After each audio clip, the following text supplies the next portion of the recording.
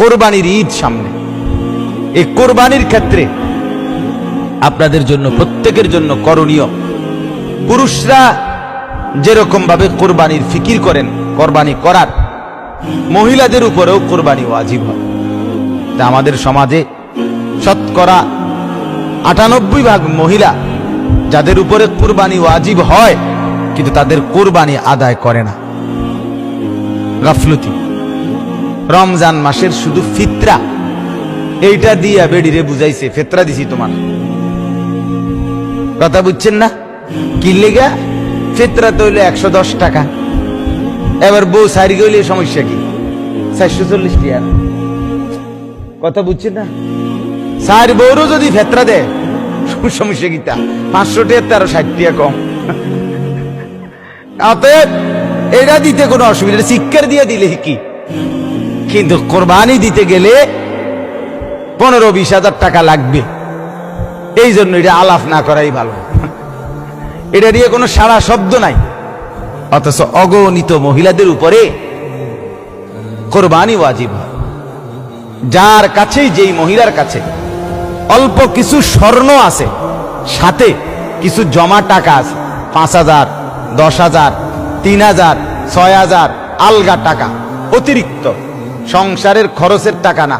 আর মহিলা কি এর খরচ করেনি? মহিলা তো এমনি টাকা এগুলো রাইখে দিছে, সারা বছরের জমানো টাকা।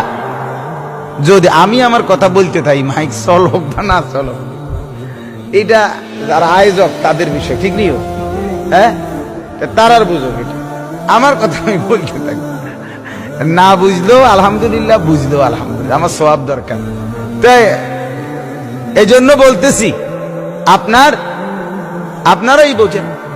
তো এর লেগে বললাম, কোন মহিলার কাছে যদি কিছু স্বর্ণ এবং কিছু টাকা এই ঈদুল আজহার দিন, মানে কোরবানির ৩ দিন, এই ৩ দিনের মধ্যে যদি কোনো নারীর কাছে নগদ কিছু টাকা অতিরিক্ত জমা থাকে এবং স্বর্ণ থাকে, দুইটা মিলাইয়া, অথবা রূপা থাকে, দুইটা মিলাইয়া যদি 52.5 ভরি রূপার দাম, 52.5 ভরি রূপার দাম ৪৫ থেকে ৫০,০০০ টাকা মাত্র।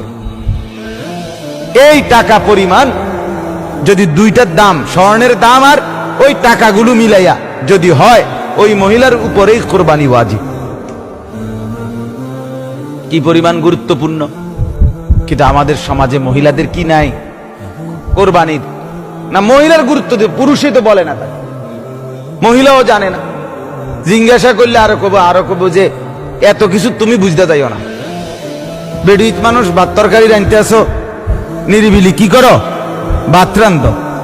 এত রঙের কথা কইতে চাইও না। আইসো কোরবানি, জান চলে না সে কি কোরবানি করতে, মানে এটা বলে চলে একটা কথা বললে তারে উড়াই দিই। কিন্তু আসলে তো এটা উচিত না। উচিত তো হলো পুরুষ কিংবা নারী শরীয়তের বিধান মতে যার উপরেই কোরবানি ওয়াজিব হয়, তারা প্রত্যেকেই কোরবানি আদায় করে। অনেক বড় ফজিলত কোরবানি। নবীজি সাল্লাল্লাহু আলাইহি ওয়াসাল্লাম বলেন, কেউ যখন কোরবানি করে, কোরবানির জন্তুর রক্ত গলার থেকে জমিন ১ বিগত ব্যবধান না, গলার থেকে জমিন যখন শোয়ায় জবাই করে ১ বিগত ব্যবধানও হবে না, ৪ আঙ্গুল ৬ আঙ্গুলের ব্যবধান। আল্লাহর নবী বলেন, ওই রক্ত মাটিতে পড়বার আগে আগেই আল্লাহ তাআলার কাছে ৭ আসমানের উপরে আরশে আজিমে পৌঁছে যায়, আর আল্লাহ তাআলা সাথে সাথে নেকি দিয়ে দেয়। এজন্য নবী বলেন, ফাতিবু বিহা নাফসান, আমার উম্মত খুশি খুশি দিলে কোরবানি করি। কোরবানি করবা খুশি খুশি দিলে। কিতাম গেরামো মুখ দেখাইতেইব, সমাজও চলতেইব, না দিয়েও পারি না। হ্যাঁ, ১০ জনের লগে চলি ফিরি, ফুটাইতে দেও বাচ্চা কাচ্চা, ওইরা এরা কি কইব? এরপরে এই সমস্ত ফাকনা কথা, এগুলো কি কোরবানির দেওয়ার কারণ না। এসব না বলা, বরং আল্লাহর হুকুম মনে করে খুশি খুশি দিলে কোরবানি আদায় করার চেষ্টা করা উচিত। এজন্য মা বোনদের কাছে অনুরোধ, আপনারাও কোরবানি আদায় করবেন ইনশাআল্লাহ। আল্লাহ তাআলা আমাদের সবাইকে তৌফিক দান করেন, আল্লাহ তাআলা সবাইকে কবুল করে নেন।